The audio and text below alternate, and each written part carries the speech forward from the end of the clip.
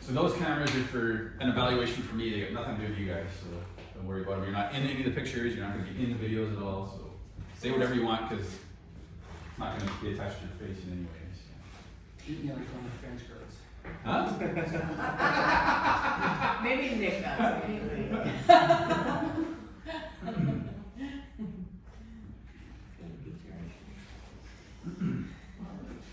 Good. Wyatt wants to be in the video. Just get the recording. Right. Okay. Okay. So somebody in this room asked for more education on hydraulics. And it wasn't me and it wasn't Wyatt. So one of you guys asked for this. So I'm not going to say who it was, but you know who it was. So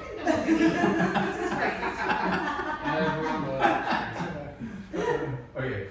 So I'm going to ask you guys off the start. So who here, since you've been at Motion, has been involved in the sale of something hydraulic in some way, shape, fashion, or form? Okay, what was it, Jordan? What's something? Hydraulic power unit. Okay, what's hydraulic power unit? For anybody that doesn't know, what is a hydraulic power unit? It's a big tank that stores hydraulic fluid and then it gets distributed throughout the mill to wherever it's needed. Okay. Essentially. Who else was from Kim? What did you sell? Hoses, fittings, valves. So what do you know about hoses, fittings, and valves? Closest fittings. They go together. They go together. Right? Wyatt? It's a sucker. Sold a radial piston hydraulic motor.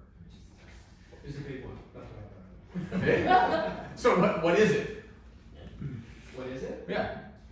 What is a radial piston hydraulic motor? That's a means of turning fluid power Mhm. into mechanical power. Mm-hmm. Yeah, so it's got a set of cams and lobes, and basically as they pressurize, it starts a rotation happening in the hydraulic motor. Yeah. So Makes sense? I torque. Perfect. Tracy, what was yours? Anything else to add to that? Cylinders? Cylinders? What is a hydraulic cylinder? What does it do? It goes back and forth. It goes back and forth.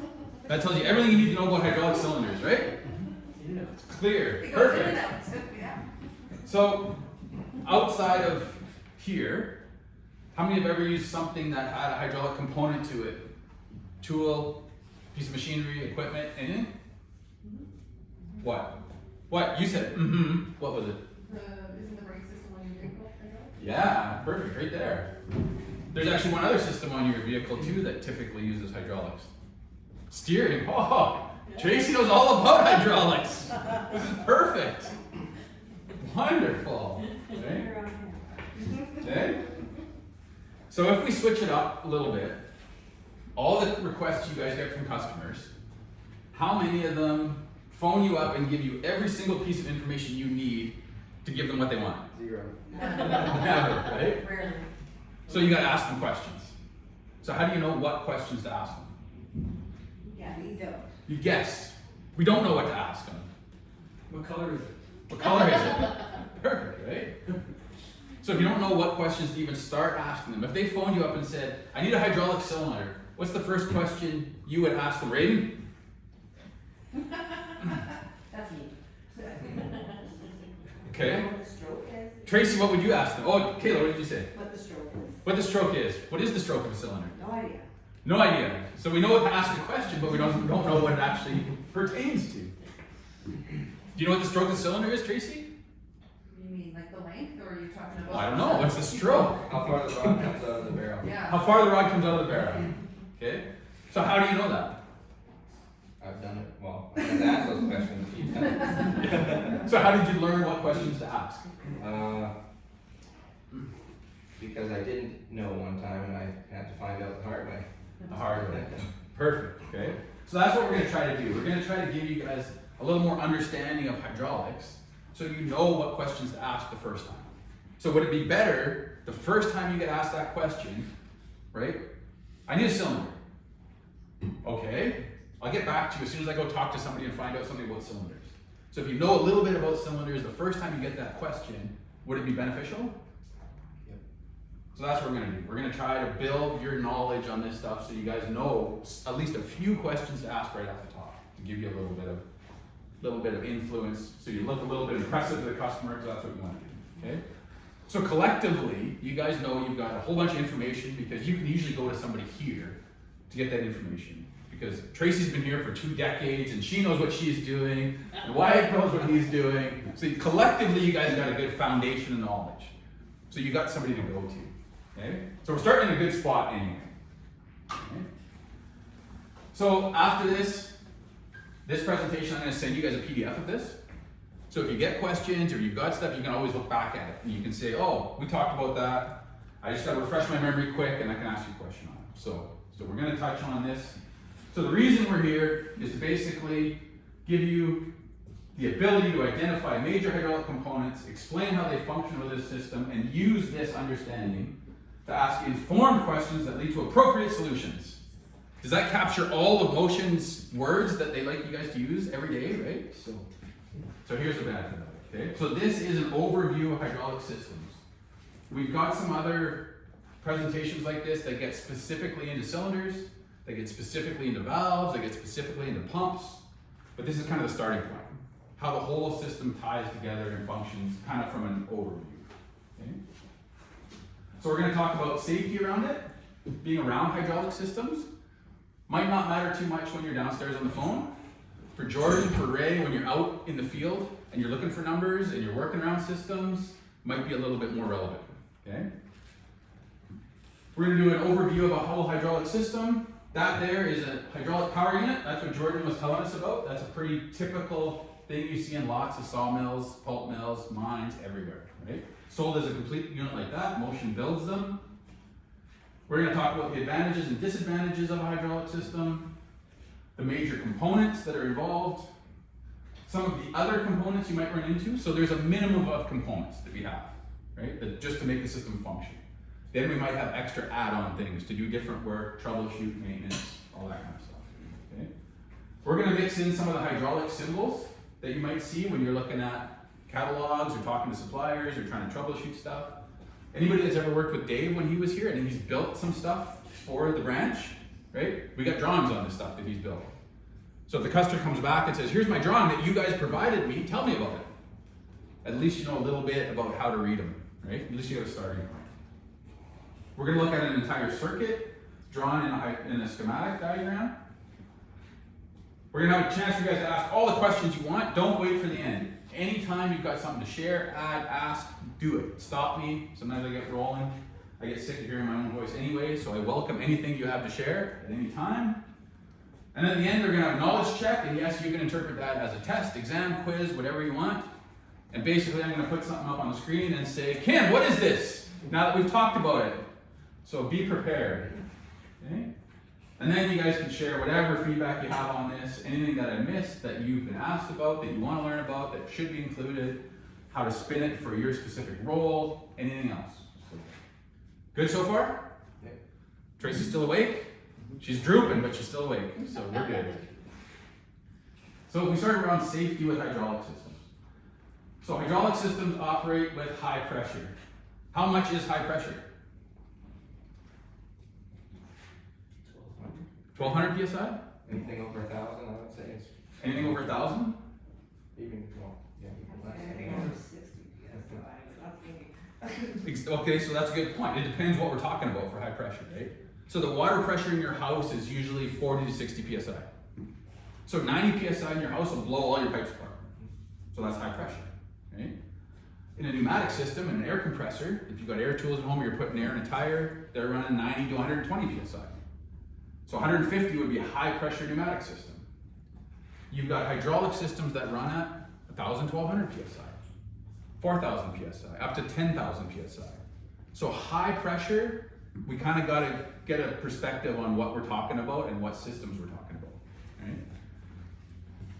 So one of the key things is never use your hand to look for leaks.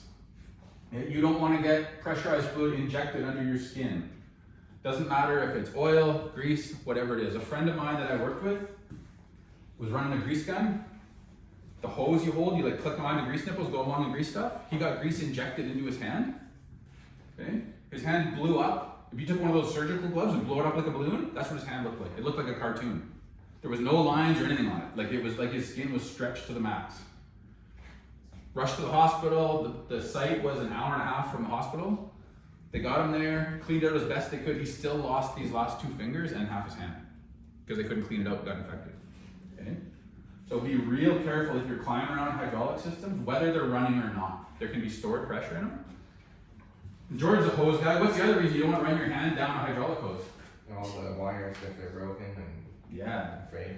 So lots of times inside these hoses, they're steel braided. So there's all kinds of little tiny steel wires, and they start sticking out when they get wear spots in them. Yeah, sure. You run your hand down, and you get a poke in the finger, right? Rip your finger open. At best, yeah. It's at best. What's the worst? Well, cut your hand open. Cut your hand open, get infected. The exact same thing happens, right? So especially when you're trying to find numbers, if you're looking at this hose and I need the size and I need what pressure it's rated for. But if it's out on site, it's covered in grease, grime, dirt, crap, you're digging through sawdust or mud or whatever it might be really careful about trying to clean it off and get numbers. Okay? Okay. The other thing with hydraulic systems, we have to be cautious about stored pressures, whether it's a spring, whether it's hydraulic, whether it's pneumatic, whether it's gas, whether it's gravity. Okay? Something that's lifted up under hydraulic pressure and then we shut stuff off, that can drop real quick if it's not pinned in place, held up. So if something's shut down and you go to look for something, be really cautious, have a good look around you at what's actually going on. And usually you don't have enough information. I went as a contractor for years, I went in all the sawmills around town on weekends and stuff. I didn't know what specifically every equipment was, what it did, how it worked. You're putting yourself in risk because you don't know the equipment well enough to recognize all the hazards. It's really important to take a slow, good look around and ask lots of questions. So, what we just talked about, lower or secure all suspended loads. Discharge all accumulators. We're going to talk about accumulators later on specifically and why that is really important. Release all the pressure in the system. Doesn't necessarily mean release it out of the system and let it dump on the floor, but let it go back to the tank. Make sure the pressure is gone from the hoses and stuff. And isolate the electrical control systems and power supply using lockout procedures. Just because you're the only one from here that I know of that goes out to site a lot, Jordan. Do you have your own locks? Yeah. Do you lock out equipment when you're looking for numbers and inspections and stuff? Yeah. Where do you lock out? Well, at the machine and main power supply, and if there's any air, That's- sometimes you lock that out too. Yeah, right? So generally you lock out probably where they tell you to. Yeah. Yeah, I always have somebody with me if I don't Yeah. know. How much do you trust them? Sorry, depends who it is. Exactly, right? And how do you say, are you sure that's all of them, right? Because guys get offended by that real quick. I've been here forever. I know what I'm doing. Don't second guess me, right? Make them go first. Make them go first. Yeah, that can be risky because a lot of guys in a lot of places are going to cut the corners. They've been there 20 years. They're complacent, right? You got to watch what area you're good for.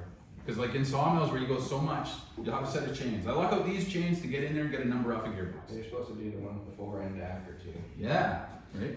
But then sometimes you have board flippers in there that run on air. Maybe you've got hydraulic components. There's all kinds of pieces and you don't know. You're trusting that somebody is telling you the right stuff. So you gotta be really cautious around it. Okay? So for anybody here that might someday be out in the field or in account rep jobs or doing it all, this is all just good stuff to keep in mind because when the time comes, you're ahead of the game, right? Because sometimes that happens quick. So hydraulic systems, to be technical, transmit power through the operation of a prime mover, which is typically an electric motor, a gas engine, diesel generator, steam turbine, gas turbine. Something that creates mechanical rotation is a prime mover. It turns a pump, which then moves pressurized fluid through conductors to an output unit. So that's the technical kind of explanation of what a hydraulic system is and how it works. As that goes, we use various control valves to influence the direction, speed, and force of the fluid. Okay? If you guys can understand that valves affect the fluid, it'll go a long ways to understanding how hydraulic works better than probably most of the guys out in the field. Okay? What we tend to get happening is this valve controls that cylinder, or this valve controls that motor. It doesn't.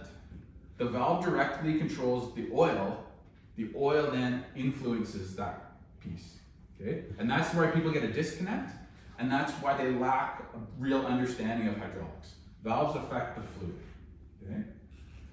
So the combination of control valves, pipes, hoses, and tubes allow hydraulic systems to function over large distances and in areas that are impractical for mechanical connections. This is why hydraulics are used so widely. If I wanted to stand here and operate something that opened the door on the microwave, I could run a drive chain overhead to an actuator that would flip that open.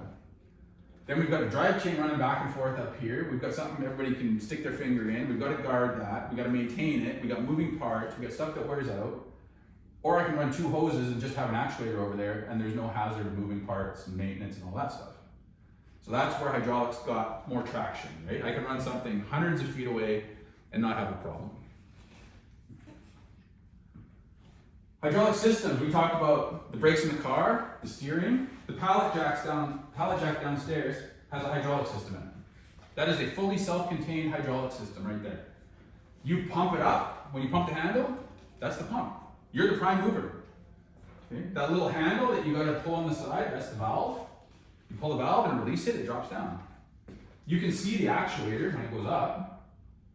Right? It's gotta have some fluid in it somewhere, there's gotta be a reservoir down there. That's a complete hydraulic system packed into that pallet jack. And realistically, all it is a bottle jack. Anybody ever used a bottle jack before? Okay. What did you use it for? I'm gonna pick on Nick this time, so I don't have to Jordan too much, and I've already said Tracy's name many times, so. The correct way is you lifting up the car so you can change out the tire. Yeah. I've used bottle jacks to lift up parts of sheds so I can replace the floor Mm-hmm. and use it for lots of different things. Yeah. And it's exactly the same as the pallet jack. You're the prime mover, you work the pump, you've got a little dial there that you use, that's the valve. It's got oil in it, and it's got an actuator. All these examples here are all self-contained hydraulic systems. Okay? They don't have to be big, they don't have to be automatic, they don't have to be miles of hoses. They're all perfect example of a small hydraulic system. Okay? Pretty handy. So some of the reasons we use hydraulic systems, they are infinitely variable speed control. That doesn't mean they can go as fast forever. It means within a set range, I can speed them up not 20% or 40% or 50%, I can speed them up 11% or 12% or 13 or 13 and a half. Like you can get really fine incremental changes. In speed, you can also get it in torque and force, how much pressure we put out. We can have instant control of the direction of movement. So with a valve, as soon as I stop the flow of oil, everything stops. It's instant. It's fast as we can move the valve or help the valve move. We can get highly accurate control of movement. And the more valves we add and the more complicated it gets, it can be self-sensing, and we can have all sorts of things that just trip it at a set speed, and this is how automation started to happen, primarily with hydraulics. Okay? We can have it trip and overload and stop and then restart.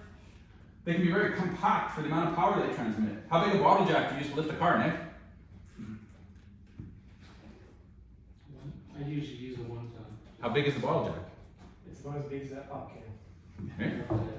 It's pretty small to lift a 1-ton vehicle. Right? You can get a 20-ton bottle jack that's the size of your coffee cup. Right? They get heavy, but they don't get that big, and you can lift huge amounts of weight with them. So lots of power in a small package, and we get really efficient transmission of power through the fluid with very little loss due to friction. When we've got mechanically moving parts, we get a lot of friction. Friction does a lot of heat. We get wear, we get damage, if we don't properly maintain it, things fail. When we've just got oil flowing within components, oil's a lubricant, cuts down on friction, cuts down on heat, everything runs a lot smoother, better, as long as it's maintained, and it doesn't take a lot of maintenance to keep hydraulic systems running properly. So what are some of the disadvantages of hydraulics? What have you guys heard? Why do people not like using hydraulics? There's a big shift, why? A lot of people don't understand it well enough to maintain it properly. That's a big one, right? When they start going downhill, the problems just start getting worse and worse and worse because people don't know how to maintain them or fix them. Anything else that you guys have heard? They think it's expensive. Can be expensive, yeah. Anything else? Could be an environmental type hazard. Yeah, that's a big one, right? They get messy, right? So They can be expensive, they can be heavy, we talked about the bottle jack. The high pressure fluid we said at the start can be a hazard. Okay? Spills and leaks, like Robin said. And along with spills and leaks, when we get oil spilled, right, that becomes a fire hazard. Typically, the last two, spilling and fire, are because we're not maintaining stuff properly. We get one leak, we don't have time to fix it, I don't know how to fix it, we're gonna leave it, blah, blah, no big deal. Then I get another leak, and now I don't even know where to start. Now, okay, we're gonna fix one leak. Oh, it's still leaking. Now we do. It's all about maintaining it properly, and you can wipe out half of that right there just with knowledge and actually maintenance. Okay. We good so far? Eyeballs. Where's it on? All right. So now we're gonna talk about the main components of a simple hydraulic system. So the first thing is the reservoir. Jordan mentioned that, right? When we've got an HPU or a hydraulic power unit, the big chunk that we usually see is the reservoir. We've got to keep oil somewhere. Okay? The oil goes around and around, goes back to the reservoir, so we got to keep it stored. We got to have a pump to move the fluid. We got to have pipes, hoses, and tubes in order to get the fluid where we need it. We got to have valves that we talked about to influence the fluid. We got to have actuators or output units to do the work and turn it back into mechanical energy. And then there's some other components we're going to talk about more at the end that we see added on to systems quite frequently. So the reservoir, or the tank, that's where we store the supply of hydraulic fluid. The reservoir allows air in the fluid to escape. It lets water settle out, it lets heat dissipate, it lets dirt, debris, anything that's where it settles should be in the tank. Okay? One of the key things about the tank, and this isn't something you guys would necessarily be involved with, but when they design a system, it's generally sized to hold 2 to 3 times the rated pump delivery for 1 man. Okay? That sounds really technical, and that's the kind of stuff that Dave or engineers or suppliers would build into the system. Knowing that can be beneficial to you guys, especially if you're out in the field and you're trying to help troubleshoot something going on in a hydraulic system, because what tends to happen is a site will have a hydraulic system, and then they'll decide, you know what would be handy? Instead of having a lever over here, let's put a hydraulic cylinder there. We already got the HPU. All we gotta do is add a couple hoses and a valve, and we can add a cylinder over here. And if that works good, we'll add one over there, and over here, and over here. And suddenly, all you've got this great big system that was never designed to have all these add-ons. And now you don't have this. You don't have this tank properly sized, and things get hot. You don't have enough oil. You can just keep topping the tank up, that's fine. But it's not sized to let stuff settle out, to let debris get caught, and you start having all these problems. And I've seen that. Sawmills are famous for that. We just grab an HPU and just add something on, and add something on, and add something on. Because it'll do the work, but it's not designed properly. Okay? So some of the common things we see on hydraulic tanks, we got a level gauge. Okay? Lots of tanks. Have you ever been out in a sawmill, Jordan, and seen a level gauge you can't read? Yeah, all the time. All the time, right? What's the point in having it if you can't read it? And that's where the problems come in, right? They get milky, they get white, they get overheated, they get yellowed and old, right? Doesn't do you any good if you can't read it. Lots of them will have a temperature gauge built into it, and nobody ever looks at it. If you go to one of your customers and say, what temperature does your hydraulic tank usually show? You think anybody will know it, Wyatt? Probably not, right? There's a lot you can learn from that. If they actually knew what that read, that tells you so much information. What is it in the wintertime? What is it in the summertime? What is it when we're having problems? What is it after we change something? Okay? It's vital information that nobody has. On a reservoir, you're gonna have a breather. So that's gonna let the tank breathe. We wanna let atmospheric pressure into the tank in order to push the oil up to the pump. Pumps do not create suction. They don't pull oil into them. Okay? All a pump ever does is create a low pressure area. We use atmospheric pressure to push oil into the pump, and then it gets it moving. Okay? Anybody ever tried to prime a pump out in the bush or anything? Like you get those gas powered pumps, and you're trying to pull water into it and get it started? The pump, if you just throw a hose in a pond or in a lake or whatever, the pump doesn't create any suction. It won't pull water into it. You've got to get the water flowing first, right? So pumps don't create suction. They only create a low pressure area that allows us to put fluid into it. These breathers, this is another common thing, there's like a filter in there. As the tank heats up and cools down, it breathes. We gotta let air get in and out, okay? When we're doing that, we're also sucking in all the debris, dust, crap in the air around it, right? How clean is the air when you're in most of these plants, Jordan? It's not. Not, right? So inside that breather, there's typically some kind of filter. You ever seen anybody change the filter in there? Not often. Not often enough usually. And as soon as that tank can't breathe, we don't let oil get to our pump, right? Things overheat, we start building in all kinds of problems. That's a pretty simple thing to change. Usually they're just hand tight. You spin them off, spin them on. You can get ones that have replaceable filters in them, right? You guys sell lots of desiccant breathers? Yeah. What is a desiccant breather? Dries out the air. Yeah, right? Traps moisture, so we're not sucking moisture into the tank. Moisture is a contaminant for oil. It causes problems in the system, right? On the reservoir, we also will have a drain plug typically, which should be at the lowest point in the reservoir. I'll tell you from experience, they're not always at the lowest point in the reservoir. You end up with a pool of fluid somewhere else that you're trying to get out. Okay? And I'll have a baffle plate typically in the middle. And that allows the fluid to slow down. And so we're not dumping oil in and having to get all mixed and turbulent, and then that turbulence causes bubbles, which we suck bubbles back into the pump, and we get air and we do pump damage. This is what they look like usually. Okay? So in the middle we've got this baffle plate. It'll have holes cut in it to let the oil through, but it stops the oil from moving around as fast. So if you look at the drain return coming back is on this side of the baffle plate, and the pickup for the pump is on the other side. So the oil can't just go straight in and straight out. So we let the air out, we let any moisture out, we let debris settle out, and then we pick it back up again once the oil's had time to cool down, stop moving, everything else. Okay? And we can see our thermometer, we've got a sight gauge, we've got an inspection cover. These are all pretty standard. I've seen ones that don't have a baffle plate. I've seen tanks that were made that don't have a sight gauge in them even. They've got a dipstick, some of them. So not all of these you see on every tank out there. Okay?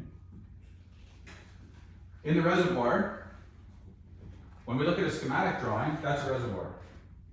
Okay? An open top rectangle means that the reservoir is vented to atmosphere. That means we're letting that atmospheric pressure work on the oil. There is one that is sealed, that we don't let atmospheric pressure work on. Okay? Anybody know why? Why would we want to pressurize it and not use atmospheric pressure? In case they don't have a pump. In case it depends what they're using, I guess. In a hydraulic system, you're pretty much going to have a pump. The big one is mobile equipment. So now you take your tank and you're going to do this with it, and you're going to flop it around. But we still want to make sure oil gets up to the pump. So now we take and pressurize it. So we seal the whole tank up and pressurize it so that the oil is going to get to the pump. Okay? So depending on the equipment you're looking at, you may have a pressurized reservoir. If you have a pressurized reservoir, you want to be real careful if you take the cap off it. And most of these caps are locked, and you have to have some way to unlock them and release the pressure. Because if you just pull the cap off, everything goes flying everywhere. All the oil comes out real quick. Trust me. Okay? I watched the guy pull the hose off a pressurized reservoir. It was a 2-inch line. And where he was, the way it was set up, he was sitting on the ground. And he pulled it off and drank all the hydraulic oil. He sat there and he was just soaked head to toe. Okay? How does oil feel when you get it on your hands and your skin and stuff? Is it easy to wash off? Anybody ever get in their hair? Right? Do you feel slimy forever trying to wash it off? So, if you can avoid it, don't get soaked in hydraulic oil. So the first thing in the system we're going to talk about leaving the reservoir is the suction strainer. Does anybody know what a suction strainer is? It strains. That is absolutely perfect. It sucks and strains. See? I knew this group would have a comment there somewhere. Somebody must have warned you guys not to comment. So, okay. Suction strainer. So basically it's a filter. Okay? This is the schematic symbol for a filter. Any type of filter. Okay? That symbol doesn't tell you anything more about the filter other than it is a filter. Okay? This is a filter. It is a very coarse filter. Okay? We only want to catch big chunks of stuff. Okay? Why would you want a filter that doesn't catch everything? Why? Well, this one has to allow a lot of flow through, first of all. Mm-hmm. So you can't have a really fine filter because that would impede the flow of oil. But then if you've ever seen tanks, I've seen coupling elements, leather gloves, Mm-hmm. chunks of steel inside the tanks after they're shut down, so that strainer just keeps that stuff from going into the tube and plugging the system completely. Right. So the first thing in the system is the pump. So we want to keep any big chunks of stuff that's going to damage the pump out. That's primarily the first thing we want to do. Little tiny debris will over time damage the pump. But what happens to every filter as it starts to plug up? It starts to restrict flow. It is better to have dirty oil going into the pump than no oil. As soon as you have no oil in the pump, it's toast, you're done, right? So even if it's dirty oil, it's better to have dirty oil than no oil. We just want to keep big chunks of it. Okay? So from the suction strainer, we mentioned the pump. The pump is what converts mechanical energy into hydraulic energy. We're not going to talk about the prime movers. That's kind of, you go down that whole rabbit hole. We're focused on the hydraulic piece of it. Okay? So the pump is driven by the prime mover and it creates fluid flow. We said pumps don't create suction. Pumps also do not create pressure. So when we think of hydraulic systems, the two big things we get are flow and pressure. Pumps do not create pressure. They only create flow. If you're at home and you're outside and you got your hose outside, you turn the tap on, you've got no nozzle on your hose, how much pressure do you get? Not a lot, right? It just kind of falls out the end of the hose. Okay? You've got flow, no pressure. If you don't have a nozzle, how do you increase the pressure? If you want to wash dog crap off your boot or freaking bird crap off your window, what do? Figure it. Put your finger in it. So what did you do? You added a restriction. So restriction creates pressure. So pumps only create flow, restrictions create pressure. Okay? That's the other big piece that people don't understand about hydraulics. Pumps don't create pressure. Okay? So the pump is going to move the fluid from the reservoir into the system. It's flow. That is it. Okay? So hydraulic pumps are often rated according to their capacity. Who's ever sourced a hydraulic pump for somebody? Wyatt mentioned one. Nick has, Jordan has, right? Kim has. Huh? Don't ask you anything about it. So was a capacity something that you had to figure out? Did they have any numbers? Did they just hand you all the numbers you needed to replace it? I was fortunate enough that the pump I did had part numbers. But I also part took, numbers. I made a habit of taking a picture of the whole unit, Mm-hmm. take a picture of the motor, the pump, everything. Yep. And when I go to the supplier, I send them everything so they have it. And then if they need the pressure, I go back and I ask them. But Yep. I've been lucky enough that I haven't had to figure it out myself. Perfect. So there you go. That's the golden handshake, right? Like, all the numbers I needed. It's perfect. It's easy, right? And that's one thing, like Nick said, taking pictures and stuff like that. The biggest thing that I've said to all the branches that I've dealt with is when you go to take pictures, take all those pictures, get the numbers, get everything, step back like 10 steps and give me a picture of the whole thing. That tells you so much more.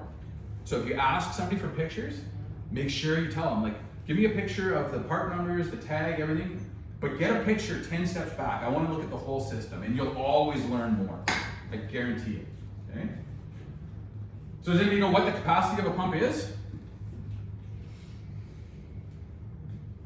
Nobody? Size. Physical size?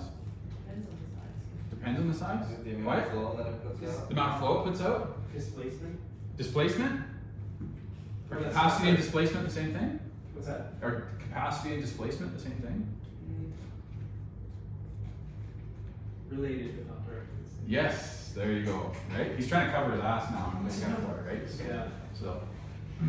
So a pump's capacity is its flow rate at a given RPM.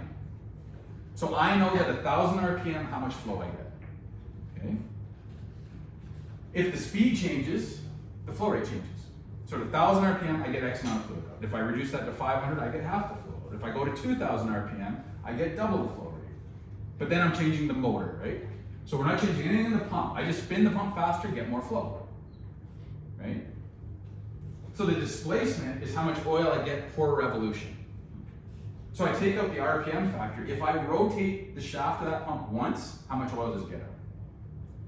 So why it's right, they're directly related, because I know if I turn that pump one rotation, I get X amount of oil out. So now if I spin that 1,000 times in 1 minute, it's just math, right? I'm gonna get the same amount of oil out, it's just I've spun it 1,100 times. Does that make sense?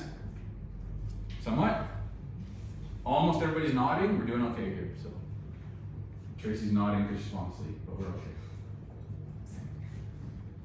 So the hydraulic pumps used in hydraulic systems are typically positive displacement pumps. Does anybody know what positive displacement pumps are? No. Kayla's gonna speak for the group here. No, nobody knows what they are. So. No, it's not negative. It's not negative. Is it the position of the shaft? No. No. No. Good. See, Nick is brave enough to volunteer and answer those, so that's good, right? Good proof that we don't know. See, he's backing Kayla's statement up. You are 100% right. We don't know.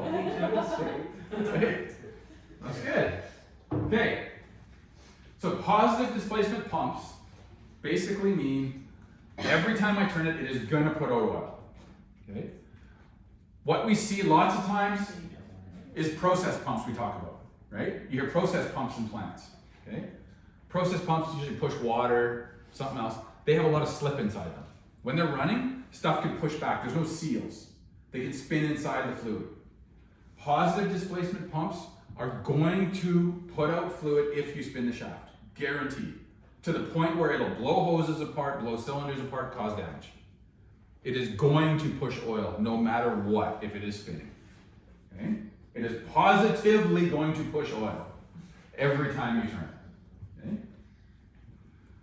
They can be fixed or variable capacity.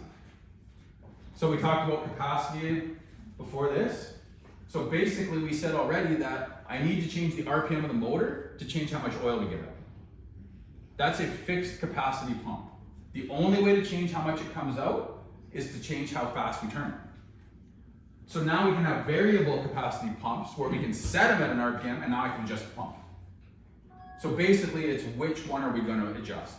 Adjust the RPM on the motor, or the generator, or whatever it is, or are we going to run it at a set RPM and adjust the pump? Okay? So fixed capacity pumps run at a given speed and deliver a constant flow rate. Variable capacity pumps run at a given speed and I can adjust the flow rate. So depending what the system is, how things are designed, there's different reasons we might want to do that, okay? Lots of places now are going to VFDs on electronics, right? So I can have motors that are adjustable. Before that was less common. We turn a motor on, it runs 1200 RPM. Then I need a variable capacity pump if I want to be able to adjust my flow rate. So all this comes from different applications, time, evolution of systems, everything else. But these are the options that are out there. And when you look at a part number or serial number, how big a difference does it make if you have one number or letter difference? Big difference sometimes in what you get. Okay? So if one number or letter made the difference between a fixed or variable capacity pump, it can cause all kinds of grief for your customer when they go to set it up. Suddenly he can't adjust his pump anymore. Or he's got to know how to set it up, and he's never had to do it before. So a lot of this is just knowing what's out there so that you guys have a little more information when you're looking at selections and stuff like that too. Okay? That's a hydraulic pump. Pretty simple, eh? You recognize it right away. Right? So this shaded triangle means it's pushing a liquid. Okay? If that was an open triangle, like the one on the far right, that would mean it's a gas. So as we talk about schematics, you actually get a 2-for-1 deal. Because the only difference, or the biggest difference between hydraulic and pneumatic schematics is having symbols that are colored in versus being open. So if you can understand hydraulic schematics, you're going to understand 80% of pneumatic schematics as well. Okay? So most of this stuff applies to both of them. Since this triangle is pointing out of the circle, that's the flow of fluid. The arrow points in the direction of fluid. If it's pushing oil out, it's a pump. It's pushing fluid, okay? A motor has oil coming into it to do work. So the arrow points in. Oil goes into a motor, creates mechanical movement. We spin a pump and push oil out. Are we good so far? Okay. Schematics, lots of the stuff that applies to one schematic applies to all of them. So if you can understand what one little symbol means in one of them, it's going to help with a whole bunch of them. So we're just going to add little pieces to it, and you're going to see how it applies to more and more things as we go through. Okay? These two little lines on the left, you don't see them a ton in schematics. I've seen them rarely, actually, most of them. And usually that's the drive shaft going to the prime mover. A lot of schematics don't show the prime mover, some do. Basically, that's just saying this is coupled to something. Okay? You can see the same thing on a motor, and that just means you have an output shaft. So it's either an input shaft on a pump or an output shaft on a motor. You may or may not see. Okay? That little arrow is the direction of rotation. That can be really important, right? On pumps, you can look for pumps that are clockwise, counterclockwise. Sometimes that can be a big difference on pumps and motors. Okay? Pumps and motors are very closely related in structure, function, everything else. Okay? We're going to talk about that in a minute as well. Okay? So it's a little bit small on this screen, but this pump is the same as the one we got up here. So it is a fixed capacity pump. We've talked about that. It's not adjustable. So it's a fixed capacity. If I spin it once, it'll only get a certain amount of oil out. And it's got one direction of flow, because it's only got one arrow pointing out of it. Okay? If I put a diagonal arrow through it, that makes it variable. So any hydraulic symbol or pneumatic symbol you see that has a diagonal arrow through it means it's adjustable. Variable, adjustable, all means the same thing. Okay? And we're going to see that in a couple other different symbols as well. It's adjustable. If I take and add a second arrow to it, now I've got two arrows, they're both pointing out of it, one up, one down. Now it's fixed capacity because I don't have the arrow here, but it's got two directions of flow. When you get into some hydraulic systems, instead of having a whole bunch of different valving, we just spin the pump the other direction. So I can push oil this way or push it that way. Now it makes it really easy to run a motor or a cylinder both ways without a whole bunch of extra valving.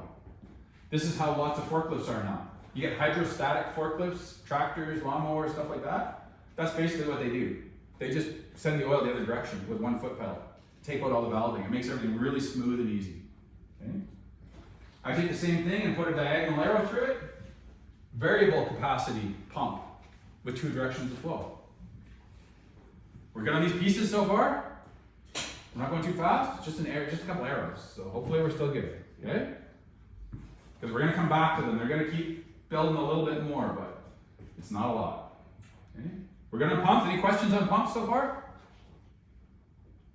Nothing blatant, nothing you're willing to share? Who has something to say but is afraid to put their hand up? Put your hand up. Okay, never mind. What are conductors in hydraulic systems?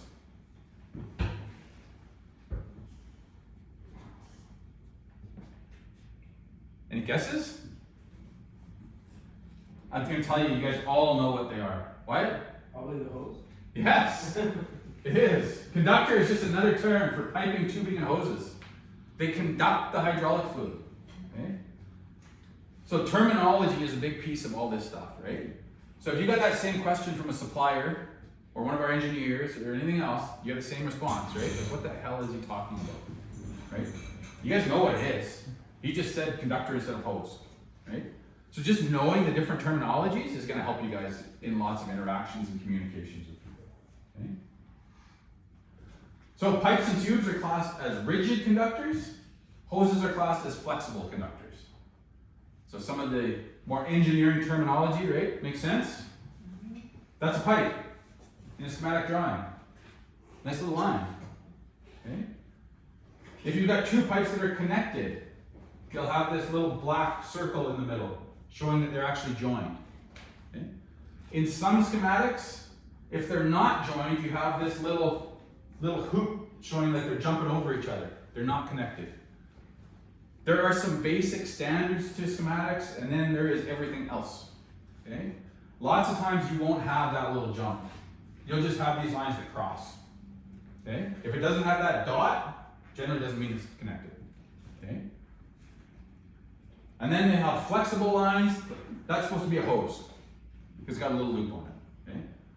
I don't know if I've ever actually seen a hose depicted on a schematic. Usually they're just all lines and you gotta go figure out what they are. Whether it's a pipe or a hose or whatever it might be. Okay? Changing the diameter of a pipe has a huge influence on the speed of the fluid. Okay? We said that that pump is gonna pump oil regardless. If I put it in a smaller pipe, do you think it goes slower or faster? Faster, good. So, if I replace a 3-inch diameter pipe with a 1-inch diameter pipe, it makes a huge difference in how fast that fluid is traveling. Okay? Why would I ever do that? Why would I ever suddenly take a 3-inch pipe and put a 1-inch pipe in there? Or more specifically, probably a 1-inch hose. Increase the movement speed. They usually do it because they have to, not because they want to. Typically. What usually happens is that you've got a 3-inch pipe running somewhere. And Saturday night at 11:30, you get a hole in it. And now that pipe's no good, we got oil spraying everywhere, and we gotta shut down. So what'll happen is the customer will go and they'll find every hydraulic fitting they possibly have, and they'll make an adapter that's about that long, and they'll find that they have a 1-inch hose that's 8 feet long that they can fit in there to get running again until Monday. Okay? Because the only thing they had was a 1-inch hose. Now I've got this 1-inch hose tied up here and fitted in and adapted down from this 3-inch line. And they'll forget about it come Monday. And then it'll just keep running that way, right? But what actually happens is a 3-inch diameter pipe, we think of diameter, but it's full of oil. So you actually have to think of the area of the pipe, okay? So a 3-inch diameter pipe has an area just over 7 inches. And let's say in this designed application, our fluid is moving at 4 feet per second, which is pretty fast in itself, right? Like about 4 feet per second, something like that. And suddenly we knock it down to a 1-inch diameter pipe. Any guesses? Does anybody really get at math? What's the area of a 1-inch diameter pipe? If this is 3, how much smaller do you think it is? Any guesses? Robin, what's your guess? Kim? Give us an A number, come on. 3 inches? 2.5. 2.5. 2 point something or other? 2.86. Woo. I'm guessing. Okay. Anybody else? Braden? No? Did you break that down? Pi r squared. See? So do the rest of it. Can you do the rest of it in your I head? can't see it. Oh, a 1-inch diameter. What's the area of a 1-inch diameter pipe? What you multiply by 5? 3.14. 3.14. Okay.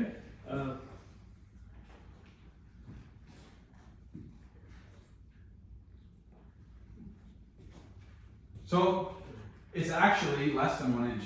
Oh. 0.75. Okay? So the difference between them is actually 9 times. So if it's 9 times different, that means that now our oil is doing 36 feet per second. It's fine. It's fine. Fine. We'll keep running, right? If they're really lucky, they've got enough. They've got the right valves in the system, and they can turn it down slow enough to make it work. But that's a big difference Right. from something from 3 inch to 1 inch. And we think, you know. So because everything goes faster, we get more wear, we waste energy, things overheat, causes all kinds of problems. And that's usually when you get a phone call. Hey, we haven't changed anything, and our hydraulic system's just being all funky, right? And then you start asking, well, what happened lately? Oh, we had a leak. Oh, really? How did you fix the leak? Oh, we just threw a hose in there. Oh, really? Can you show me? And then you see this difference in diameter, right? That's what you get all the time, right? It's We're having all kinds of problems, and we haven't changed anything until you start asking more questions, right? And this is a prime example. I've seen this half a dozen times. Exactly this scenario. Okay. Good on conductor so far? Okay. We've got a whole other discussion on hydraulic valves, so we're going to just touch the surface of them, and then we'll get more into them later on when people are interested. Okay? But hydraulic valves fall into three main categories. What kind of valves have you guys heard about? What have you been asked for? Ball valves, check valves, Ball valves, check valves, flow control, flow control valves, needle valves. needle valves, what's that? Proportional valves. Okay. How many is that? 1, 2, 3, 4, 6. Any other ones? So all those 6 kinds of valves actually fit into 3 categories. They're just different versions, or it's how we're using them. So when you hear all these different terms, counterbalance valves, right? They all fit into these 3 categories. So don't get overwhelmed when you hear all these different terms. They all fit into just 3 things. They're either a directional control valve, they're a pressure control valve, or they're a flow control valve. Those are the only 3 things we can do. We can control the direction of the fluid, we control the pressure of the fluid, and we can control the flow of the fluid. Those are the only things we can really do. Okay? So a directional control valve is what allows us to shift something in multiple directions. We shift the fluid goes out to different places and causes things to move. Pressure control valves are what we use to limit the pressure in the system. Okay? We said the pump is always going to create flow no matter what we do. We got restrictions. Anytime we put a cylinder, valve, motor, whatever it might be, it's going to create some kind of restriction. So the pressure is going to go up. We have to control that pressure. We have to set that pressure so we can do work and use it appropriately. So we use pressure control valves to do that. This is the symbol for a pressure control valve right here. And we're going to talk more about it later on, how it functions. What is this piece of this symbol here? Reservoir. That's the reservoir. Perfect. What does a diagonal arrow mean? Variable. Oh, look at this, right? So we know that this thing is adjustable, and we know it goes back to the reservoir. That's what we already said. Look at how smart Kim is already. This is great, eh? Love it. The most important piece of a hydraulic system, most people would say, is the pump. If you don't have a maximum pressure relief valve, you're just going to break everything in the system. Because we said that pump is always going to push, right? So we got to have a way to set the maximum pressure in the entire system. We put pressure control valves in chunks of the system, in arms of the system, so that we can adjust how much force we get out of this cylinder or that motor, how much work we can do. But we've got to limit it in the entire system. So usually it's right after the pump. So if anything gets broken, deadheaded, jammed anywhere in the system, it'll trip and it'll send all the oil back to the reservoir. The pump can just keep running and it's just going in a circle. It comes from the pump into this valve, dumps back to the tank. What will happen over time is if that stays open, you get all this flow through it, it does build heat. Okay? So it's not something that's designed to be used constantly, it's a safety valve. Okay?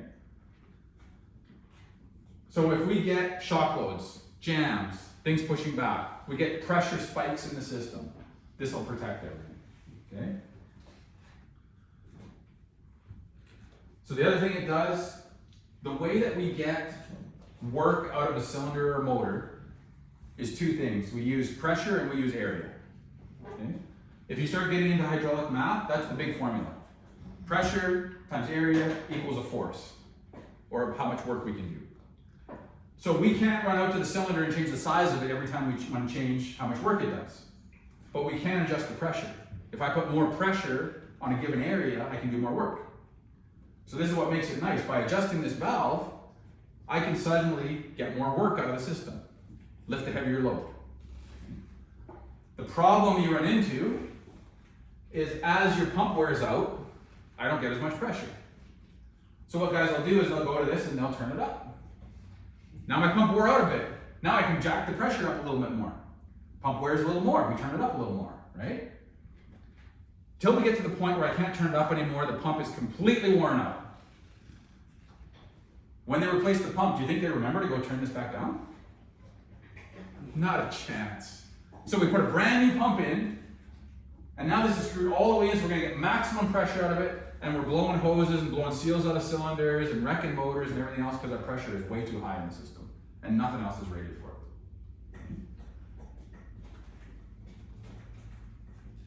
So the next one is flow control valves. And flow control valves typically control the speed of our actuators. We said that we use pressure to adjust how much work we can do, how much force we get. Flow control valves control the speed of the fluid, which controls the speed of the actuator. So if you think about it, a flow control valve is just like the tap on your sink. Okay? If you open the tap a little bit, how long does it take to fill a glass? Long time, right? If you open it all the way, how long does it take to fill a glass? A second. 1 to 2 seconds, according to Ken. Okay? So if you think about it, in a cylinder, if we want to push this up, we've got to fill this cavity back here behind the piston, which is just like your glass. So if we put a little tiny bit of flow into there, it's going to take longer to fill that cavity. If we put a whole bunch in there, it's going to fill up faster, and it's going to push the rod out faster. This is essentially your tap at home. All this is a knob. We turn it in or we turn it out. And it adjusts how much flow we get. Okay? It's not more complicated than that. They also call this a metering valve. It's a flow control valve. It's just terminology. So when you're looking at this stuff, it's metering the flow or adjusting the flow or controlling the flow. Okay? I worked in 3 different mills where all the guys there called these speed controllers.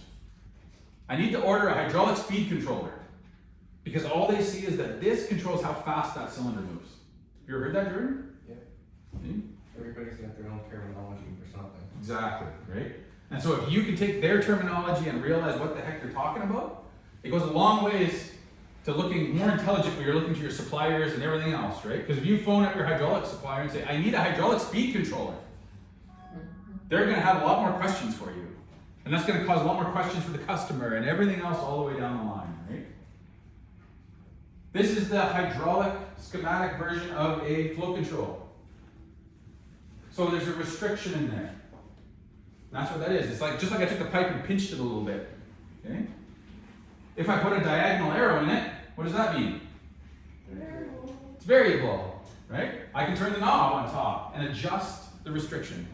Just like your tap at home. You turn it all the way in, I shut the flow completely off. I can stop the flow of oil to this cylinder. It won't move at all. Or I can open it up a little bit and get it to move just a little bit.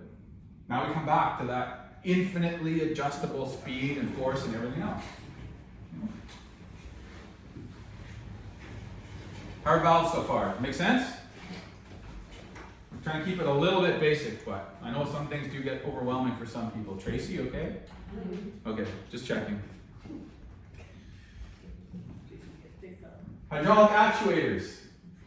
Like Wyatt said at the start, they convert hydraulic energy into mechanical energy. Okay? So at the very beginning, the pump converts mechanical energy into hydraulic energy. Now we're going to switch it back to do work. So it's kind of magical. We convert mechanical energy into hydraulic, send it through the fluid in the pipes all the way somewhere else, then we convert it back from hydraulic to mechanical to do work somewhere at a different location. So they're generally either cylinders or motors. How many different types of hydraulic cylinders are there? Lots. How many different hydraulic motors are there? Lots. Tons and tons and tons and tons of them, right? Can't get into all of them. You know how many options you have when you start looking into them, but they all work under the same principles and designs and everything else. Okay? So hydraulic cylinders are classed as linear actuators. More terminology for them.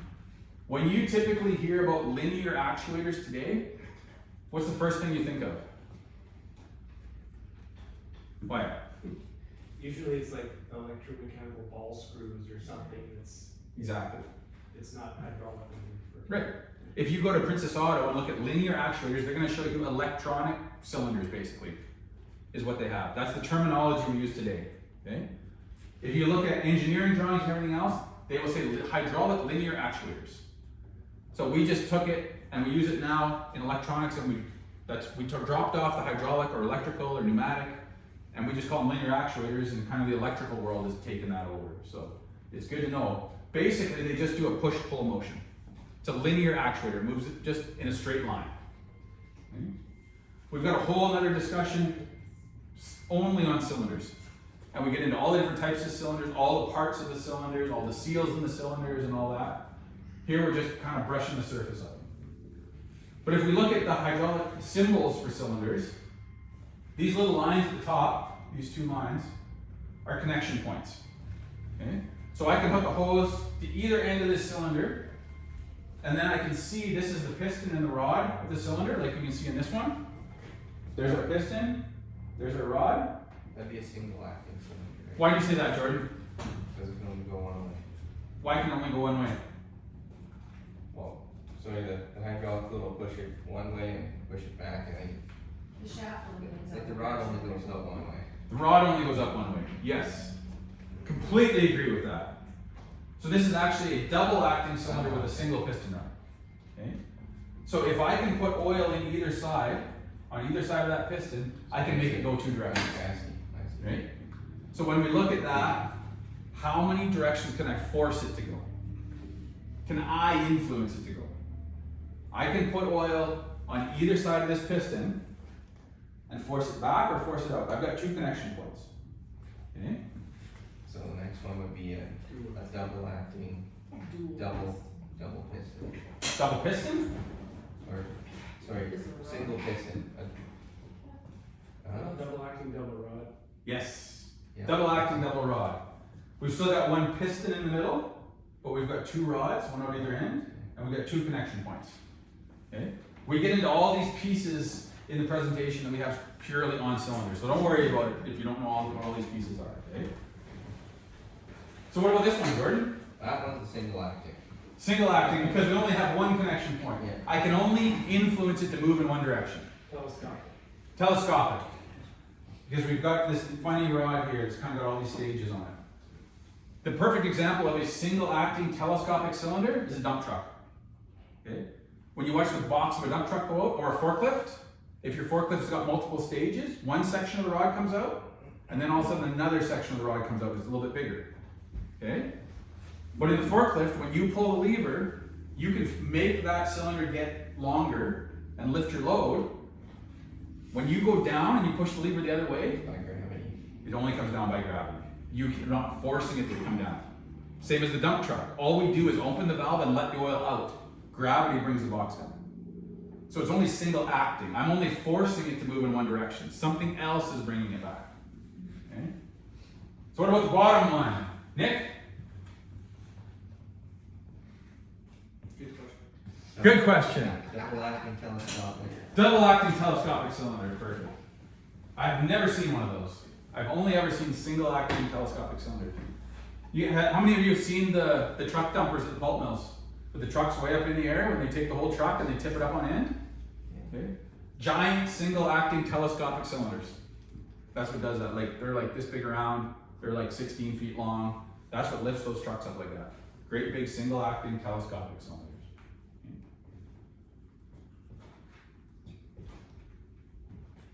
Any questions on cylinders? It's just quick, just to mention it in here. If you want to learn more about it, we got a whole other discussion on that. This is the longest discussion we've got because it's the whole thing. Every other one is shorter, so don't risk that going into it, okay? Hydraulic motors, we said it before, they're so similar to hydraulic pumps in their construction. Any idea what that is in front of you, Nick? Sitting on the table? Not your coffee cup, that thing in front of the coffee cup. So.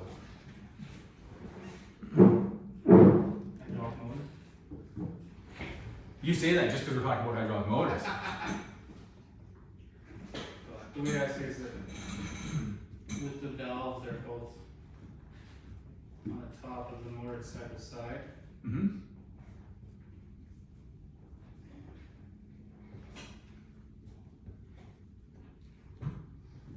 And I picked that one because it really has nothing written on it either.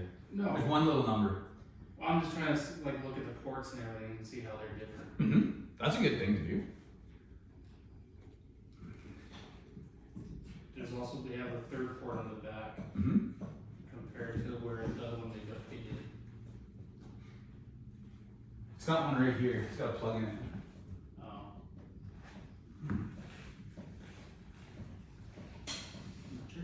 There is almost no difference between a hydraulic pump. You could theoretically take a hydraulic motor and if I spun the shaft, it becomes a pump. In the most basic terms, there is no difference. That one is actually a hydraulic motor. That's a hydraulic gear motor. Okay? You gotta do some research to figure it out though, because there's really nothing you can tell on a basic hydraulic pump or a hydraulic motor. Okay? The main difference is which one is driving the fluid and which one is driven by the fluid. Where it is in the system is the biggest difference. Okay? Motors can be fixed or variable capacity just like pumps. They can be unidirectional, bidirectional, or oscillating. Okay? Meaning they rock back and forth. Okay? Anybody ever seen an oscillating hydraulic motor that you know of? You ever sold one? No? I think I'd help to work on one Mm-hmm. You remember what it was on? in the shop here. Because I know I've worked on one and I cannot remember for the life of me what it was on. You think of anything, Robin? Oh, yeah. So, yeah. So, we saw it before. I know it's a little small on this screen. A circle with the arrow pointing in means the flow is going into it, so we got a motor. Okay? We can see the drive shaft coming out of here. So that one right there is a fixed capacity with one direction of flow, just like we saw before. There's our pump, fixed capacity with one direction of flow pump, the arrow's going the other way. Fixed capacity with two directions of flow motor, arrows are pointing in, arrows are pointing out, it's a pump. We put that diagonal arrow through it again and make it a variable capacity with one direction of flow motor, because the arrow's pointing in, arrow pointing out, it becomes a pump. It's really easy to change hydraulic symbols, right? You really gotta watch where they are, because and all you gotta look for is that little arrow. Variable capacity with two directions of flow. Two arrows pointing in. If I point the arrows out, it becomes a pump. That is an oscillating hydraulic motor. Half a circle. Don't see them all that often. I know I've seen them. I know I've worked on one, and I can't remember where the heck it was. I'm thinking it's some kind of wrapper, like a shaker on the side of a bin or something, but I think that's where it was. Hydraulic motors are rated by their displacement. We talked about that on pumps, right? Same terminology. If you understand what displacement is, it's a 2-for-1 deal. It counts for pumps, it counts for motors. Okay? They're also rated by their pressure, torque, and speed. Right? Displacement, we said before, is the amount of liquid handled in one rotation of the pump or motor. Pressure requirements, that's something, now the motor's doing work. Now it's a matter of what the system is designed to put out. So we have to size the motor for the system. Just like everything else in a hydraulic system, lots of times the pump will be rated for a certain PSI, but it's important to know that the pump doesn't create the pressure. Okay? Torque output depends on the pressure and the motor displacement. So again, this is just like the cylinder, like we said. We get our work or our force because of pressure times area. So if we have the pressure in a motor, it has area inside, same as a cylinder does, but it's just called displacement now. Okay? So our pressure acting on an area creates how much work we do. And then there's speed. Rotary speed, how fast does that have to go? At a certain flow rate with a certain pressure. So they all fit together. There's nothing really that complicated about them when you start to break them down. And really, it's all just specs you got to gather to get stuff for your customer, right? So those are all the basic parts of the system. Any questions on anything in there that we've talked about? Any examples? Anything that you've seen or this doesn't align with questions you've got for customers? So far, so good? Okay. Nick said yes, so I'm going to go with Nick. Okay. So these are some of the other little bits and pieces you commonly see stuck on hydraulic systems. Okay. Filters. You guys sell a ton of filters, right? All kinds of them. Tracy sells thousands of filters all the time. Tracy is the filter expert. Okay. Filters are important because contamination in a hydraulic system is a major factor in component failure. Right? You guys know this? Places freak out if they don't have filters, right? They're going to shut the whole place down because they're not going to run without filters. Okay? Contamination is any foreign material in a hydraulic system that has a harmful effect on the fluid.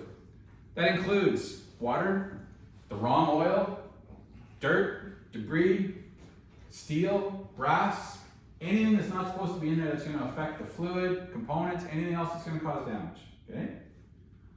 So we use filters. We also use magnetic plugs like we saw on the reservoir at the very beginning. for removing contamination. What is the biggest difference between a magnetic plug and a filter for removing contamination? The magnetic plug's just gonna get all the metal out, well, not all of it, but Yes, it only gets out a certain type of metal. Right? not stainless steel, but Not stainless steel, not brass. not brass. Brass is the big one. Brass, there's so much brass in hydraulic systems. There are wear components in pumps, in motors, in cylinders, right? There's a big chunk of brass out of that cylinder sitting right on the table, okay?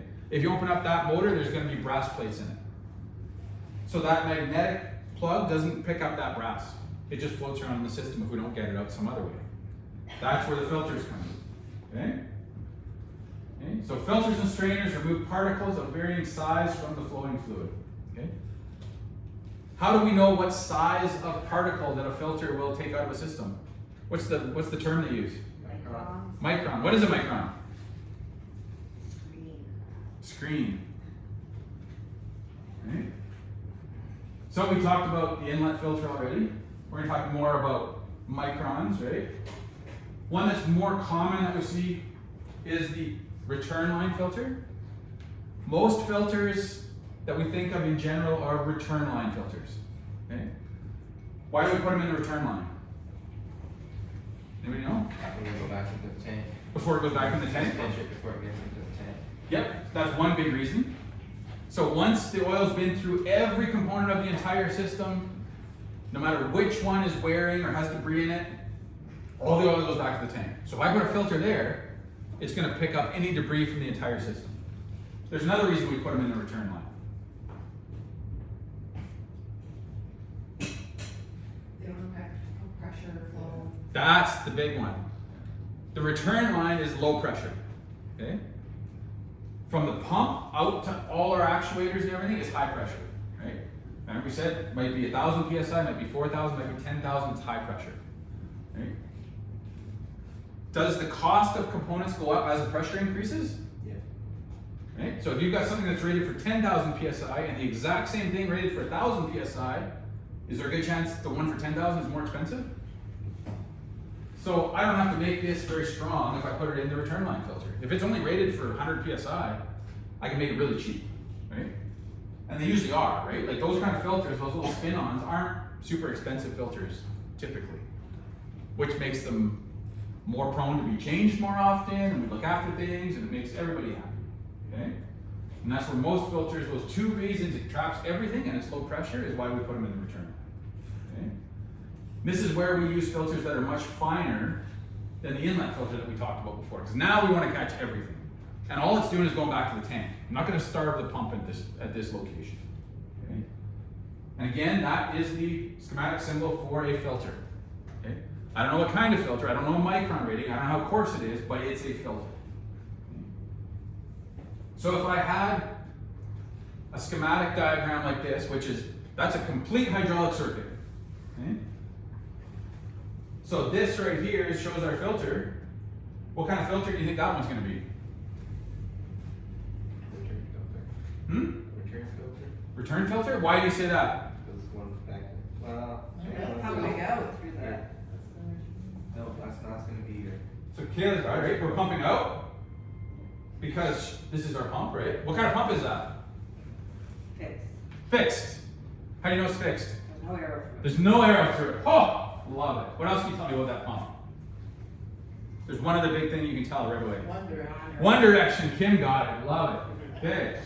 So it's a fixed displacement, single direction hydraulic pump because the arrow's colored in.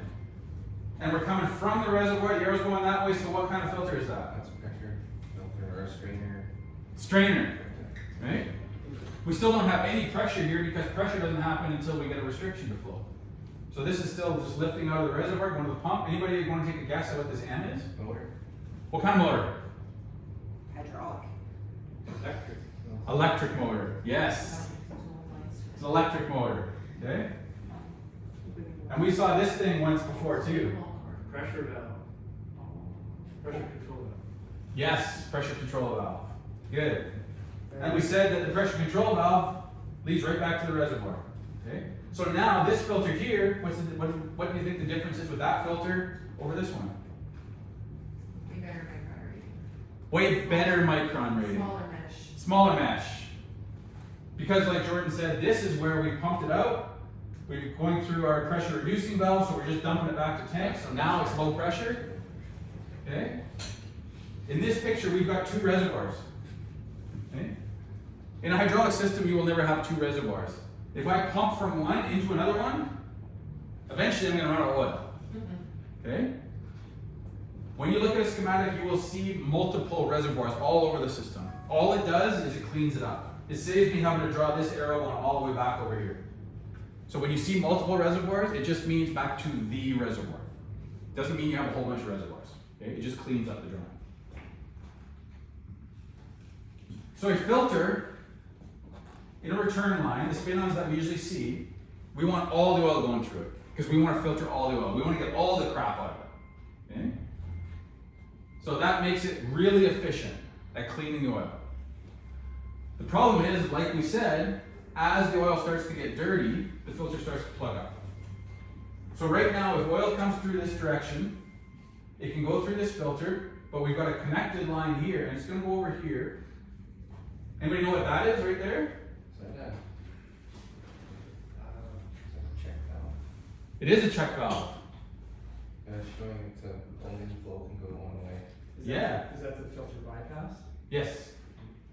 So here we've got a check valve, and this little squiggly line on the bottom is a spring. So that spring is holding that valve closed. So think about this circle is being closed up onto that seat. So right now, because that spring is holding that pressure back, this oil can't go that way. So we make it all go through the filter. As the filter starts to plug up, it creates a restriction. What happens to pressure when we create a restriction? It gets higher. Pressure goes up. We get more pressure, right? Now suddenly I've got enough pressure to overcome that spring and the oil can go around the filter. Right? So how many filter housings have you sold that have a little gauge on them? Red and green? Right? We don't sell a lot of housings. You don't sell those ones? We don't sell a lot of housings. Oh, a lot of housings? Yeah, yeah. So lots of filter housings have a little gauge on them, and it has a little red and green symbol on it. And what that's telling you is it's getting plugged up. So if this plugs off enough, all the oil is going to go around it. How much filtering did we get when the oil is going around the filter? None, right? Then we get more problems, right? So as long as they do the maintenance on their filter, we don't bypass the filter, and usually this is built right into the housing, and you don't even know it's there, and everything runs nice, right? In a schematic, lots of times you'll see this drawn with this big box around it, and that means it's all internal. So this valve isn't a separate unit, there's not a hose running over to it and running back. It's just some holes drilled in it and a plug put in with a spring and a ball. Okay? So, Kayla said we worried about microns with filters. Okay? Anybody guess how big a micron is? What are some common numbers you see on filters? 50, 100. 50, 100? Okay, 100 micron filters, 50 micron filters? Huh? 5, 10. 5, 10? 5 or 10 microns? Okay. So a micron is actually short for a micrometer. 1 millionth of a meter or 39 millionth of an inch. Okay. So you can imagine how small that is, right? Really, really, really small. Okay. So the micron rating actually tells you how big of a particle will pass through it. So it's a 100 micron filter, it'll allow a 100 micron sized particle to go through. Okay. So a 50 micron rated filter allows bigger particles through than a 5 micron filter. The smaller the number, the more it filters, the finer the mesh. Okay. So if you put it in perspective, here's a human hair. There's 5 microns. Okay. There's smoke. There's 5 microns. Okay. This is the smallest thing you can visibly see with the human eye. That's 5 microns. So it gets really, really small really fast. Okay. 5 microns is much smaller than coffee grounds. So think about the damage that coffee grounds would do in a hydraulic system right away. That gives you an idea how clean that systems actually have to be and how perfectly all those valves and pumps and motors and everything are made to. Okay. Heat exchangers, we're getting close to the end, alright. What is a heat exchanger? Nick, you know what a heat exchanger is? It changes heat. Exchanges heat, that's lovely. What's the heat exchanger in a vehicle? Radiator. Yeah, right? So we get the same thing in hydraulic systems. So heat exchangers maintain the correct operating temperature of the hydraulic fluid by heating or cooling oil when necessary. So it's not just coolers, they can be heaters as well. Heat exchanger means we can go both directions, okay? These are some typical heat exchangers you see in hydraulic systems, okay? This one on the left is probably the most common, because it looks like a radiator, right? It's designed to cool the fluid, okay? That's what it looks like, okay? The next one is a liquid to liquid cooler. The radiator in your car is an air to fluid cooler. We're using the flow of air and a fan and everything to cool the fluid, okay? This one, we can pump in cold water. And it goes into one section of it, and we pump in fluid to the other one, and now we can cool the fluid with water. Okay? The last one is a heater. Right? Lots of times you'll see this little round chunk sticking out of the end of a hydraulic tank. You ever seen that, Jordan, out at the mills and stuff? Okay? That's usually all you'll see. That little heating element sticks inside the tank. Why would we want a heater on a hydraulic tank? Because when hydraulic fluid gets cold, it gets thicker. Yeah. How many mills that you go to where there's hydraulic units that are outside or buildings that aren't heated or lots of them, right? Tons of them. They're in a little shack somewhere. When do they go and turn the heater on? In which time? When they remember. When they remember? What? It's usually after they've been shut down cold and they need to warm the oil before they start running again. Usually during running, it's warm enough, they don't need to run the heater constantly. Right. The other time they do it is when they notice they have a problem, right? So they shut everything down and they're like, man, we can't get, oh, somebody go turn that heater on. When do they turn the heater off? When they forget to do that. When they remember to do it, usually in August sometime, when somebody's walking by it and goes, man, this thing is hot. Because you've got all the heat from the system plus the heater working as well. Right? It gets forgotten 99% of the time. On all of these symbols, whether it is a heater or a cooler, again, look at the arrows. Okay? Whichever way the heat is going is the way the arrow is pointing. If the heat's going out of the symbol, it's a cooler. If the heat's going into the system, we've got a heater, the arrows are pointing in. Okay? Make sense? Okay? Like I said, the schematics aren't hard. You just got to get the right building blocks and kind of learn how everything fits together. That big long pipe from Mount Milligan. What's that, Trace? That 10-foot pipe we had here from Mount Milligan yesterday. Mm-hmm. Yeah, there you go. Or is it cool? It was coolant, but yeah. It was a liquid to liquid. Yeah. Right? And usually they're fairly, if they're in a pressure line, depending what they are, they can be pretty heavy. Usually there's a whole bunch of tubes inside it with kind of a pipe wrapped around it. Right? There's lots of them. You see lots of them. These here, they get bolted all over the place. They're really inconspicuous. They're not like a big cooler like this one. That's why they use them lots of times. They can be put in places where they don't have a lot of space. Right? The trick is you've got to make sure you've got good cold water flow or something to them, or glycol flow to keep it cool. I said at the start we were going to touch on accumulators. And accumulators, not something you see in every hydraulic system, but if you're out working around hydraulics, it is really important you recognize the danger that they have. Okay? Does everybody know what an accumulator is? Stores energy, yes. That's the big thing, right? Even if the hydraulic system isn't running, there is stored pressure in an accumulator. Even if it's sitting on the shelf, there might be stored pressure in it. So it's really good to know that there is a danger there. Okay? So they are used to store fluid under pressure for future use, for emergencies, to cushion shock loads. So they're usually very, very heavy, very thick. They're made to high standards because they are a pressure vessel. They have to be inspected, certified. Not anybody can just make an accumulator. Okay? So they're usually pre-charged with gas. They have a weight in them or they have a spring in them. They have some way to create a force against the fluid. So here we see that little squiggly line again. So we got a spring inside there. So lots of times they've got a bladder in them. a really thick rubber bladder, sometimes like a balloon. Lots of them are rebuildable. Because of that, you can take them apart, replace the bladder, they're good to go again. Okay? So what can happen on this side, in this case we've got a spring. So when we fire up a hydraulic system, it comes in here, it pushes against the spring and it fills this cavity. So now if I shut my hydraulic system off, this spring pushes back and it pushes all that fluid out. So I've got it there to use. Lots of times these are used for safety systems. So if suddenly my system dies, I can use stored pressure to move something to a location where it's safe. In mobile equipment, they use these lots. If the engine dies, you still have steering. Because on lots of mobile equipment, you've got hydraulic steering, and as soon as the engine dies, you can't steer. So if you're coming down a hill, you're in trouble. So they'll put an accumulator in so that you still have a certain amount of steering or braking to get it under control. Okay? This one here, it's got a triangle in it, but it's not colored in. It's a gas charge accumulator. Okay? Typically they use nitrogen at high pressure. There'll be a little Schrader valve on the top here, you can just see it, just like your car tire, and they fill that up with nitrogen to whatever pressure it might be. Okay? This is the one thing that I've seen happen lots of times. These get pulled out of service for whatever reason.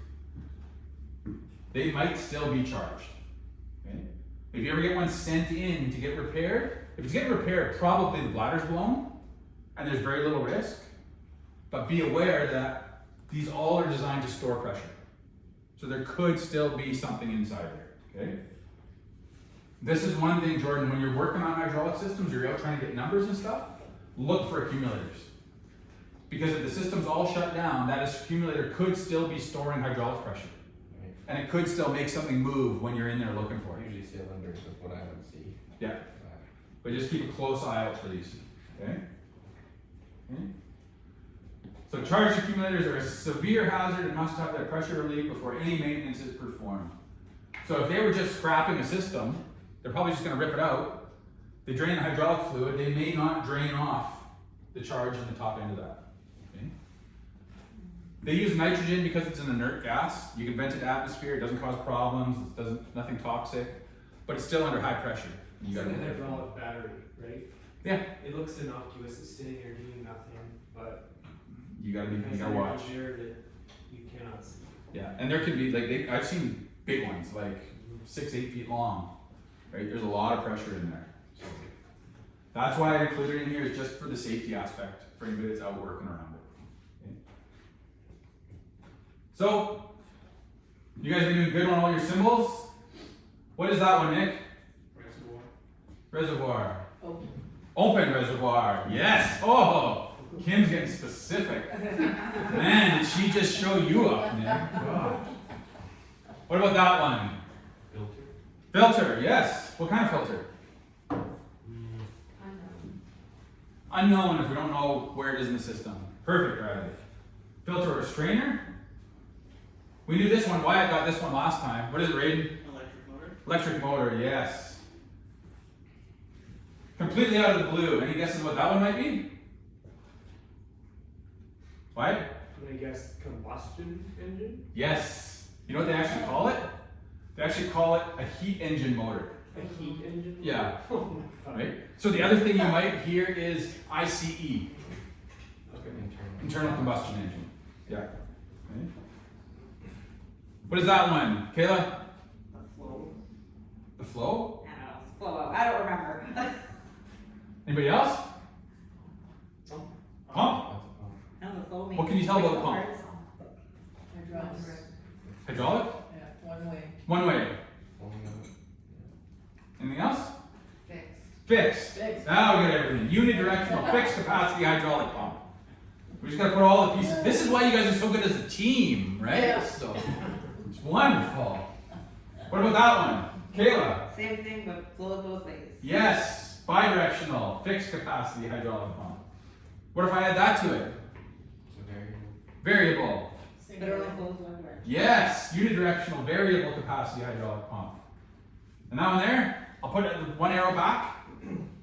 Variable. It's getting more expensive. There, that's the key, right? So that's a good way to understand it. The more little bits you have, the more expensive it's getting. So the more things you see, the happier everybody is, right? And And the less information we have up front to figure it out. There you go. Now, look at how much more information you have to figure it out just based on this, Tracy, eh? Isn't that amazing? So amazing. So again, I take it and flip all the arrows turning inwards, it becomes a motor, right? Unidirectional fixed capacity hydraulic motor, bidirectional fixed capacity hydraulic motor, unidirectional variable capacity hydraulic motor, right? It's all easy to say, right? You just gotta get all these pieces in line. So it doesn't matter which way you put them, what comes first, what comes last, as long as you can pick out all those little pieces. Anybody remember what that one was? Directional control, or is it the pressure control? Pressure control valve, yes. The big giveaway is that it's the reservoir. If it's dumping back to the reservoir, it's limiting our pressure because it's going to dump all the oil back to the tank. Okay? Pressure reducing valve. That one? Nick, remember that one? Variable flow control. Variable flow control. Whoa! Jordan's just showing everybody up now. That one there, we didn't see this one. We saw it just very, very briefly. Is that the directional? Yes, it is, Kim. Perfect. That is our directional control valve. It can also look like that. That's commonly what you see for a directional control valve if it's a manual one. And most valves, if you're getting a request, will have the schematic of that valve on it. So you They don't will, have to- like, that's why, it seems like I've seen that. Yeah. And yeah, it makes sense with all the directional arrows, yeah. Lots of these valves, even if you have the other one like we saw at the beginning, this is a manually activated one, a lever control. And in the discussion we have on valves, we get into all the different operation types and all explaining what all this means. Lots of times you get a smaller one, it's electrically actuated, right? You got a little solenoid on either side, but it'll have this symbol on it. And you learn a lot from that symbol. If you get a picture of that, you got a way better idea of what you're looking for. Okay? Because it can also look like that or that. And those mean completely different things. Okay? What was that one, Robin? I don't remember. It's the cylinder that goes, Oh. I can't remember. Double acting single rod. Yes. Good, Jordan. See? Linear actuator or cylinder. Right? Double acting. What's the difference with that one? Single acting. Goes one way. Single acting. Yes. What was that one? We saw that one. Actuator, gas. Accumulator for. Sorry, that's what I mean, accumulator. Accumulator. I gotta get it right. Gas charge accumulator. Yes. Accumulator. Good. What about that one? Tracy? I've been picking on you. I will give you the opportunity to redeem yourself right here. That is a heat exchanger. Heat exchanger. Yeah, Is it heater or cooler? it is a cooler. Oh, look at that. Eh? That's that. What was that one? That's oscillating. Yes. There you go. You're going to remember it forever and nobody's ever going to ask you about it. I don't Ever. think they ever have. Right? I just remember it. It's a weird thing. Yeah. Okay. So if we take our reservoir and we take a pump and we hook it up to a motor and we put a strainer in there and we use a pressure reducing valve and we put a motor way out there and then we put a directional control valve and we tie it all together, now we've got a hydraulic circuit. That's a basic hydraulic system, right? We just keep adding more pieces to it and then they end up being pages and pages long and overwhelmed. But if you can take and trace it out, you can read a hydraulic system, right? So if we take this and we turn the pump on and we shift our valve, now we can send oil out. This is connected, right? So oil goes this way, but our pressure reducing valve, we can't go through here. This arrow isn't aligned, so it stops there. So it comes up, goes through our directional control valve, goes out to our motor, spins our motor, comes back to our directional control valve and goes back to the reservoir, which is the same as this reservoir. Okay? Does that make sense? So far so good? So I can shift it the other direction. Our pump's still just pumping oil, can't go that way, it comes out. But inside our valve, remember we said the valves control the oil, right? So now it sends the oil the other direction, spins our motor the other way, comes back and sends it back to the reservoir. Now I can make my motor spin both ways. This is what's happening when you shift the forklift back, Yeah. forward, reverse. That's exactly that. Yep. Or on your forklift, the prime example of this is doing side shift or tilting, right? We talked about lifting with the forklift, that's a single acting cylinder. The side shift and the tilt are double acting cylinders because you force it to move both directions. You can make it side shift both ways, you can make it tilt both ways. Okay? So if this was a cylinder instead of a motor, it would be exactly that system. Now, if I leave this sitting in the middle and I leave my pump on, oil comes out of the pump, can't go that way, comes up here, but this is blocked off too. So what happens to the oil in my system? It's completely restricted. So what happens to it? Pressurized? Pressure goes up. Right? So what's going to happen is the pressure is going to build and it's going to go down to this little line here. And this adjustable spring we said we had, the pressure is going to rise to the point where it starts to overcome that spring. Then it shifts that arrow, dumps it back to tank, and all my oil goes back to the tank. That's what happens in the system. That's why that pressure reducing valve is there. Otherwise, you'd be blowing hoses and ripping stuff apart. Okay? That make sense? To make things a little bit simpler in a basic hydraulic system, as soon as I shift that back, everything runs normally again. This valve closes, everything goes back to normal. Okay? So if I take it now, and I add a few more pieces to it. This arrow is not going through the symbol. It's within the symbol. So it no longer means something is variable. Any guesses what that is? That's a gauge. That is a pressure gauge, yes. The needle on a pressure gauge. Okay? That helps if I want to know where to set my pressure reducing valve. Now I could read the pressure in the system and set it. Okay? Now when oil comes up out of here, what is this valve here? Variable flow control. What does it allow me to do? Change the speed. Now I can adjust the speed, how fast this motor turns. Okay? What is this piece? Big gas accumulator. Gas accumulator. So now, what if that motor is hooked to a winch and it's lifting a load? And suddenly something drops onto that load. And I get a major pressure spike in my system. Now I'm protected by that, from that by having an accumulator in there. Okay? And then all the way back here, before the oil would go back to the reservoir, what did I put in there? Yeah, now I can cool the oil. So this is where all these little pieces they start to look more complicated, but if you know what they are, they're all there for a reason. And these systems just get bigger and bigger and bigger, but if you break them down and trace them out, there's nothing that complicated about them. Okay. Any questions before I ask you guys some? What? Oh, I did a question, sorry. We're good? Okay. Jordan's excited about this. You see it. Totally. Okay. Why should you never use your hand to look for hydraulic leaks? Raiden? It could basically go into your skin and require surgical removal. Yes. Amputation. Amputation? Yes. What's the other reason? Other than getting fluid injected under the skin? Stabby wires. Get stabbed by wires. Yes. Another reason, sometimes Yes. they're hot. They can be hot. Yes. Especially in the metal fitting. Yes. You found that out personally? Not personally, but I know people have burned themselves in hydraulic. Yes. Especially when they're not running at proper operating temperatures. Yes. Right? Control valves are used to influence the direction, speed, and force of what, Tracy? Fluid. Yes, that's the key point, right? What are the main components of a basic hydraulic system? What did we start off talking about? What are the main components? Give me one. Reservoir. Reservoir. Jordan? Valves. Valves. Robin? The screening filter. Filter. Nick? Oh, Pump. hoses. Hoses. Yes. Motor? What is a motor? What class of component is that? Actuator. Yes, right? So we've got reservoir, pumps, conductors, valves, actuators. Those are the basic parts of a hydraulic system.